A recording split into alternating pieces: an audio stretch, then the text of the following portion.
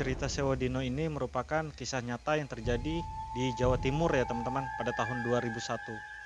Sewodino sendiri menceritakan tentang 3 orang asisten rumah tangga yang bernama Sri, Dini, dan Erna yang harus terlibat santet dari sebuah keluarga. Saking kelamnya cerita ini sehingga nama tokoh maupun lokasi dalam kisah ini disamarkan.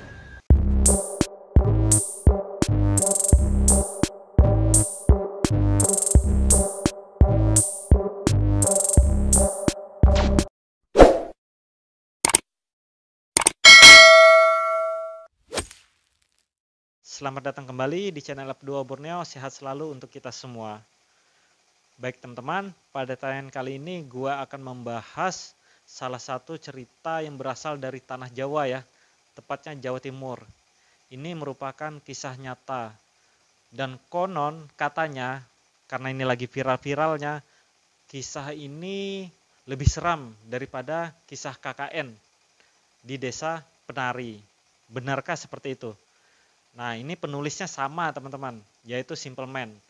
Dalam cuitan di akun Twitternya, cerita ini merupakan kisah nyata yang terjadi di Jawa Timur. Nanti kita akan bahas, karena konten semacam sudah banyak teman-teman ya di channel YouTube. Saya akan mencoba yang berbeda, kita akan telaah kata demi kata untuk mendapatkan kisahnya, untuk mendapatkan auranya seperti apa, kira-kira kita bisakah masuk dalam cerita tersebut.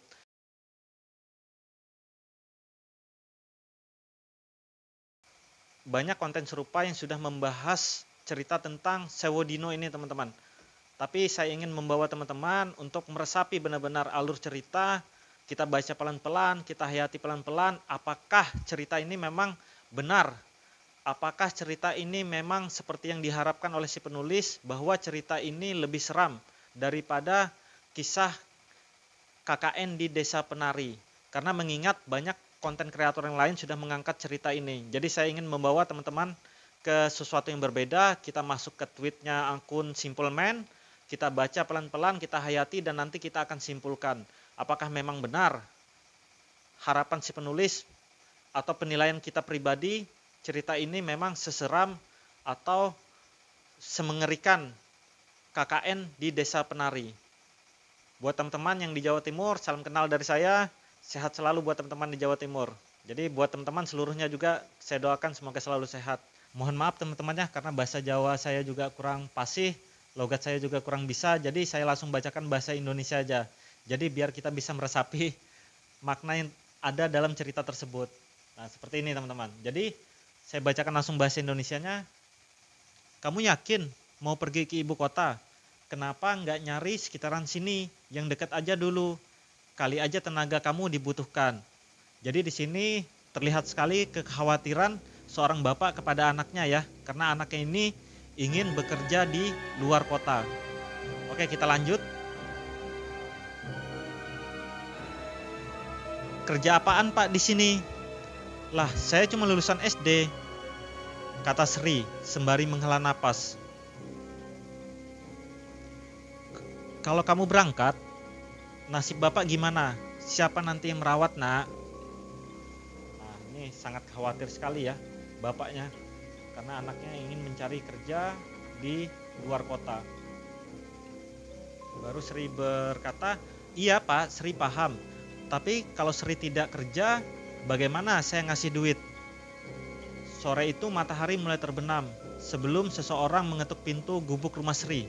Wow, jadi ini ceritanya ini akan ada tamu yang mengetuk pintu gubuk rumah Sri ya. Dan ternyata rupanya itu adalah Bu Meni, tetangga yang paling mampu di kampung itu. Ia menyampaikan kedatangannya, mengabarkan bahwa ada seorang penelpon dari Gria Jainah, salah satu agen penyalur pembantu yang tempo hari dititipi oleh Sri bila ada yang membutuhkan tenaganya. Di sini dia menulis, Sri pun bergegas. Di kampung itu memang hanya ada Bu Meni yang punya pesawat telepon. Oh, jadi ini pada tahun itu teman-teman, pada zaman dahulu memang jarang sekali ya orang yang punya telepon. Jadi Bu Meni ini salah satu orang yang mempunyai telepon pada zamannya itu. Karena itu banyak warga yang selalu meminta tolong kepada beliau, termasuk untuk urusan ini. Oh begitu. Jadi Sri menjawab telepon, menyampaikan kesiapannya. Ia diminta datang esok hari ke rumah si penyalur. Oke, kita lanjut. Untuk sementara, Sri menunda keberangkatannya. Ia berharap bila memang rezekinya tidak jauh dari tempatnya tinggal, ia akan menyanggupinya. Mengingat bapak sudah tua, dan mungkin ia tidak mau jauh dari anak semata wayangnya yang hanya lulusan SD, seperti kebanyakan anak di kampung itu. Baginya yang sekarang Sri pikirkan adalah ia harus mencari uang untuk menopang kebutuhan yang kian semakin melejit. Untuk makan sehari-hari aja sudah susah. Untuk itu Sri nekat melamar kerja menjadi pembantu di rumah orang yang mampu. Langit masih gelap, namun Sri begitu antusias. Meski ia janjian akan datang pukul 8, Sri sudah bergegas ke luar rumah. Saat fajar pertama sudah menyingsing tinggi, ia harus naik angkutan kota. Kampungnya ada di pinggiran, butuh waktu 1,5 jam untuk sampai ke kota. Lumayan jauh ya, jadi kampungnya Sri ini kelihatannya dia ada di pinggiran. Untuk ke kota itu butuh waktu 1 jam.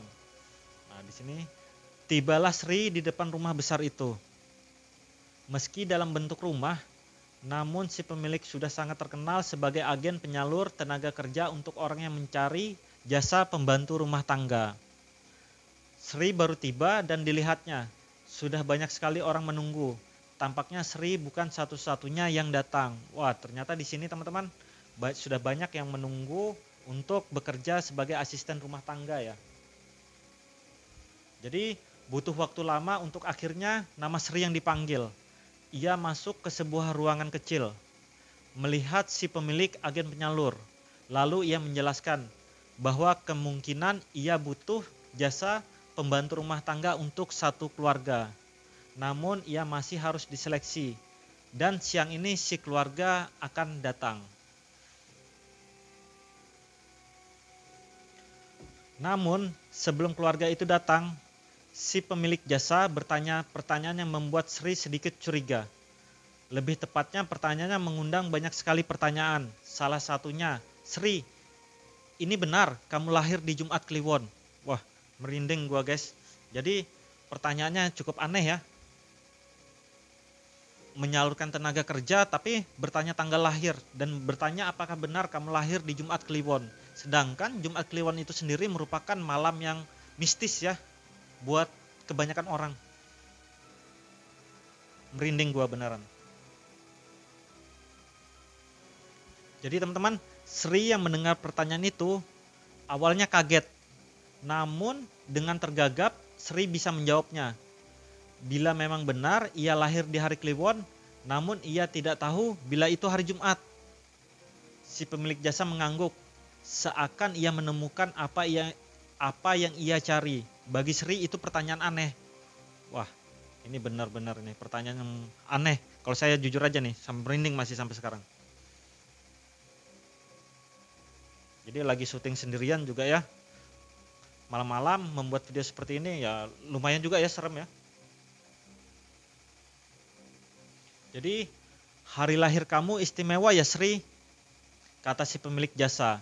Lalu kemudian ia membawa Sri ke ruangan lain yang lebih besar, lebih megah. Ia diminta untuk menunggu. Sayangnya sudah ada 2 orang yang sudah duduk di sana terlebih dahulu. Tampaknya Sri sudah lolos. Selama berjam-jam Sri menunggu di sana. Ia sudah mengobrol dengan 2 orang yang duduk. Namanya adalah Erna dan Dini. Usianya tidak jauh dari Sri, masih muda dan belum menikah. Oh, tuh. Jadi ini memang ibaratnya anak-anak yang baru ABG teman-teman ya, yang diterima untuk bekerja ini. Entah sampai mana mereka bicara, tiba-tiba si pemilik jasa memanggil salah satu dari mereka. Erna keluar. Lama tidak ada kabar, Erna tidak kembali. Sekarang ganti Dini yang dipanggil. Kini tinggal Sri sendirian di ruangan itu. menunggu entah untuk apa. Di sela kebosanannya, Sri melihat-lihat lewat jendela. Di sana, ia melihat banyak mobil terparkir. Sri tidak melihat mobil itu tadi. Kini, tiba giliran Sri yang dipanggil. Dengan ragu ia keluar. Berjalan menuju ruangan tadi, yang sekarang ada si pemilik jasa. Dengan seorang wanita yang memakai pakaian adat, kebaya lengkap dengan sanggul. Ia duduk anggun menatap Sri dari ujung kepala hingga mata kaki. Ia tersenyum, sangat tulus, membuat Sri merasa sungkan sekali. Seakan berhadapan dengan orang berderajat tinggi sekali. Sri bahkan tidak berani melihat matanya. Auranya begitu membuat Sri merasa kecil sekali. Cantik sekali ucapnya. Nada suaranya sangat halus. Jadi dia bertemu seorang perempuan ya. Kelihatannya ini perempuannya bukan orang biasa, teman-teman. Sri diminta duduk. Kemudian si pemilik jasa memperkenalkan siapa wanita anggun itu, yang rupanya adalah pemilik rumah makan yang saat itu terkenal. Jadi dia ini terkenal sekali seantero Jawa Timur. Sebegitu terkenalnya, kekayaannya tidak perlu lagi dipertanyakan. Semua itu membuat terkejut. Wow. Jadi ini orang benar-benar tajir nih kelihatannya nih, sultan di daerahnya. Jadi namanya itu Kembang Kerasa. Meskipun itu hanya semacam gelar, namun Sri tahu arti nama itu, yang berarti bunga kerasa. Bunga yang wanginya dulu sudah melegenda sebelum ditumpas untuk menyingkirkan balak di atas gunung saat bangsa lelembut masih mendiami tanah Jawa. Wah, di sini saya stop dulu teman-teman. Saya kebetulan orang Kalimantan nih, belum tahu cerita di tanah Jawa. Tapi yang saya baca di sini, untuk menyingkirkan balak di atas gunung saat bangsa lelembut masih mendiami di tanah Jawa. Nah, buat teman-teman yang dari tanah Jawa nih, terutama Jawa Timur, boleh tulis di kolom komentar. Apa itu maksudnya saat bangsa lelembut masih mendiami tanah Jawa? Keren kayaknya nih ceritanya nih teman-teman. Penasaran gua. Oke, kita lanjut. Semua orang di sini tahu cerita itu. Sri hanya menunduk. Ia masih segan menatap wanita itu. Angkat kepalamu nak, tidak usah takut begitu. Mbah ini sudah tua loh, tidak perlu sehormat itu. Sri hanya mengangguk, ia tidak membuang rasa segannya. Seperti yang diperintahkan, tibalah saat Mbah Kerasa mulai mengajukan beberapa pertanyaan yang sama. Mulai dari lahir, weton, penanggalan, yang bahkan Sri bingung menjawabnya. Puncaknya saat ia menyentuh tangan Sri, ia tersenyum. Wah, merinding banget gua. Ini cerita ngeri sekali nih kelihatannya nih. Kamu minta berapa untuk gajimu dalam sebulan? Tanya Mbah Kerasa. Sri bingung menjawabnya. Kemudian dengan gugup ia mengatakannya. 700.000 Mbah. 700.000 Nek, kalau bisa. Nah, di sini Sri sempat melirik wanita itu. Ia tetap anggun dengan senyumannya. 700.000 katanya. Bagaimana bila setiap bulan ku kasih kamu 5 juta? Wah, dari 700.000 penawaran Sri dikasih sama wanita ini menjadi 5 juta. Wow, luar biasa ini. Betul-betul, padahal pada saat itu tahun 2001 ya. Sri pun setuju. Ia tidak tahu harus mengatakan apa, bahkan ketika si wanita ini sudah pergi. Si pemilik jasa tidak akan memungut uang sepeser pun dari Sri. Hal ini membuat serentetan kejadian ini menjadi semakin aneh. Pekerjaan macam apa yang digaji setinggi itu? Sri mulai ragu. Wah, di sini kelihatannya Sri sudah mulai bertanya-tanya ya dalam hati. Ia pulang menceritakan sama bapak, namun bapak mengatakan hal yang sedari tadi dipikirkan Sri. Pirasat bapak kok enggak api ya ndok? Opo enggak usah budal ae? Golek maneh ae. Pirasat bapak kok buruk ya? Apa enggak usah aja cari yang lain? Namun Sri meyakinkan bahwa ia harus kerja. Sebelum saya lanjut teman-teman, saya sebenarnya menceritakan ini langsung terbawa ya dalam cerita ini. Bagaimana kalau teman-teman? Kira-kira sudah terbawa belum dalam cerita ini? Oke, kita lanjut lagi teman-teman. Kapan lagi ia mendapat dengan gaji setinggi itu? Dalam hati kecil Sri, ia ingin melihat terlebih dahulu pekerjaan apa yang diberikan kepadanya. Keesokan harinya, ia pergi ke rumah Mbah Krasa. Di sana ia melihat Erna dan Dini. Mereka sama-sama terkejut satu sama lain. Wah, akhirnya mereka ketemu lagi sepertinya nih ya. Seperti sebelumnya, mereka dipanggil satu persatu hingga tiba giliran Sri. Kali ini ia melihat semua anggota keluarga Mbah Krasa. Ada 7 orang yang kesemuanya duduk memandang Sri. Nah, jadi di sini Sri aja ini pandang. Sama seperti sebelumnya, mereka seperti mengamati Sri dari ujung kepala hingga mata dan kaki. Wow, ada apa ini? Begini Mbak, saya mau tanya dulu. Anda setuju bekerja di sini karena ada larangan keras? Bila Anda sudah menerima larangannya, tidak akan bisa dicabut, kata seorang wanita yang lebih muda. Umurnya berkisar sekitar 30-an ya. Larangan seperti apa? Sri bertanya teman-teman. Sri bisa melihat gelagat aneh karena mereka saling memandang satu sama lain. Seakan pertanyaan Sri tidak perlu mereka jawab. Wow. Mbah Krasa berdiri dari tempatnya. Ia lalu berbisik kepada Sri. Hidupmu akan terjamin bila kamu mau. Tapi saya tidak mau memaksa kalau kamu tidak mau. Tidak ada jawaban dari pertanyaan Sri. Namun Sri memberi jawaban pada saat itu juga. Iya, saya mau. Wah, ternyata Sri menerima pekerjaan ini. Sri pun melangkah pergi. Ia menemui Dini dan Erna. Rupanya mereka semua diterima bekerja di sini. Adalah pertanyaan yang akan membuat mereka kebingungan, terutama saat malam mereka tiba. Malam itu, ketika mereka semua datang di rumah ini, tampaknya Mbah Krasa sudah menunggu bersama anggota keluarga lain. Di sini ia menjelaskan bahwa mereka bertiga akan ditugaskan di sebuah rumah lain. Sebuah rumah yang sangat jauh sekali. Rumah di dalam sebuah hutan. Wah, mau dibawa ke hutan. Sri dan yang lain bingung. Tidak ada penjelasan ini sebelumnya, namun mereka sudah berjanji mau menerima pekerjaan ini. Rumah macam apa yang dimaksud pun Sri tidak mengerti. Ada sebuah mobil yang sudah siap mengantar mereka di sana. Sopir mereka akan menjelaskan pekerjaannya. Mobil sudah bergerak. Sri, Erna, dan Dini masih terlihat kaget satu sama lain, tidak ada yang berbicara. Bingung. Sri memberanikan diri bertanya kepada sopir. Namun sopir memberi isyarat bahwa mereka tidak boleh bicara terlebih dulu. Seakan-akan mereka dibuntuti sesuatu. Ada kejadian menarik yang membuat Sri semakin curiga.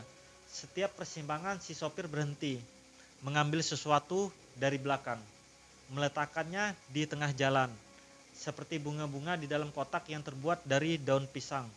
Hal itu menimbulkan kecurigaan yang sebenarnya ia lakukan. Wah, gila guys, merinding gua. Hal itu terus-menerus dilakukan sampai akhirnya mobil sudah meninggalkan kota, jauh dan perlahan mulai memasuki area hutan. Jam menunjukkan pukul 12 malam. Saat kegelapan hutan mulai menyelimuti mereka, tidak terbayangkan bahwa mereka akan tinggal di dalam hutan segelap ini. Kiri kanan pepohonan, dengan semak belukar. Mobil terus berjalan sampai tiba di sebuah jalan setapak. Perlahan mobil melesat masuk di atas setapak yang ditumbuhi rumput liar. Mobil terus menerabas memaksa masuk. Sri dan yang lain mulai terasa tidak nyaman dengan ini. Ini kalau dilihat alur ceritanya dia sudah mulai memasuki sebuah hutan nih.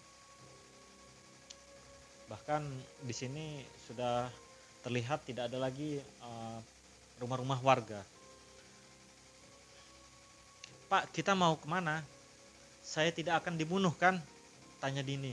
Nah di sini Dini sudah mulai curiga nih, dia bertanya. Coba teman-teman simak pertanyaan. Pak, kita mau kemana? Saya tidak akan dibunuh kan? Si sopir hanya tersenyum. tetap memaksa mobil menembus sela pepohonan seakan mencari jalan di tengah gelap hutan yang dipenuhi kabut di sepanjang jalan. Setelah jauh masuk ke dalam hutan, mobil berhenti di sebuah semak dan pohon yang tidak lagi bisa dilalui mobil. Ada kejadian aneh, di mana ada satu pohon yang tidak terlalu besar, tumbang begitu saja. Si sopir keluar dari mobil menyingkirkan pohon tumbang itu. Dan dari sana ada jalan. Setelah melewati jalan yang naik turun, mereka sampai di sebuah rumah gubuk terbuat dari kayu yang susun serampangan. Bisa teman-teman bayangkan ya, terbuat dari kayu yang disusun serampangan. Atapnya tidak terlalu tinggi, terlihat sangat kumuh, bahkan lebih kumuh dari rumah Sri. Dari sana muncul seorang pria tua yang seperti sudah menunggu mereka semua. Wah, gak benar ini. Sri dan yang lain turun. Kemudian si sopir menjabat tangan si pria tua, mencium tangannya sebelum memperkenalkan Sri dan dua orang lainnya. Mulai dari sini si bapak yang akan menjelaskan semua. Tampak dari luar bapak itu sudah ujur, bahkan cara berjalannya saja seperti kewalahan menyangga badannya sendiri. Ia tidak bicara banyak, hanya memperkenalkan namanya, Pak Ageng, katanya. Lalu ia mengajak Sri dan yang lain masuk ke rumah itu. Ia menuntunnya masuk ke kamar. Di salah satu kamar itu Sri dan yang lain kaget bukan main. Karena tepat di atas ranjang ada sebuah peti mati. Keranda mayat, di dalamnya ada seorang gadis yang mungkin masih SMU, masih muda. Ia memejamkan matanya di badannya. Ia melihat nanah busuk dan garis lebam hitam. Siapa? Nama saya Tamin. Saya mengerti. Pasti banyak ingin kalian tanyakan tentang apa yang baru saja kalian lihat di sini. Si pria tua itu membungkuk sebelum melangkah keluar kamar. Wah, ternyata di dalam rumah itu terdapat mayat, membusuk, dan orang tua. Kalau kalian di lokasi itu, kalau kalian di tempat itu, wah, kalau gua kabur. Ada apa sih sebenarnya ini? Kata Dini. Dini mulai bertanya ya. Ia tidak bisa mengalihkan pandangannya pada gadis itu. Matanya terpejam, dikurung oleh bambu kuning yang dibentuk menyerupai keranda mayat. Sri dan yang lain yakin ada sebuah rahasia di tempat ini. Namun, apa itu? Mereka pun bertanya-tanya teman-teman. Saat-saat kebingungan itu, Sri melangkah mundur. Ia tidak sanggup lagi melihat gadis itu yang entah siapa dan kenapa ada di sini. Ia berniat mencari tahu dan bertanya langsung kepada sopir yang mengantar mereka sampai langkahnya terhenti manakala ia mendengar si sopir berbicara. Gi, apa enggak yang ngasih tahu mereka pekerjaan apa yang sebenarnya dijanjikan di sini? Kok tampaknya mereka terkejut sekali. Si sopir mulai bicara. Belum, Mbah, maaf. Loh, kamu mau langsung pulang tah? Apa enggak besok saja? Tidak, Mbah. Besok saya harus mengantar ibu. Ya sudah, hati-hati. Takutnya ada itu. Iku, batin Sri, apa maksud kalimat itu? Apa yang mengikuti sebenarnya? Dan ada apa semua ini? Banyak pertanyaan muncul dalam kepala Sri. Sebelum Simbah tiba-tiba bicara. Keluar saja, nak. Saya tahu kamu ada di situ. Wah, gila guys. Gila nih cerita. Sri melangkah keluar, melihat cahaya mobil mulai menjauh, pudar lalu menghilang. Panggil temanmu biar mengerti kenapa kalian ada di sini. Sri pun memanggil yang lain. Di sini Sri memanggil yang lain ya. Mbah Tamin duduk di sebuah kursi panjang. Matanya menerawang jauh di teras rumah gubuk, sementara Sri dan yang lain berdiri siap dengan penjelasan tentang semua ini. Suasana hutan kian mencekam. Setiap sudut pohon seakan hidup dan mengamati mereka. Sri merasa kecil di tempat ini.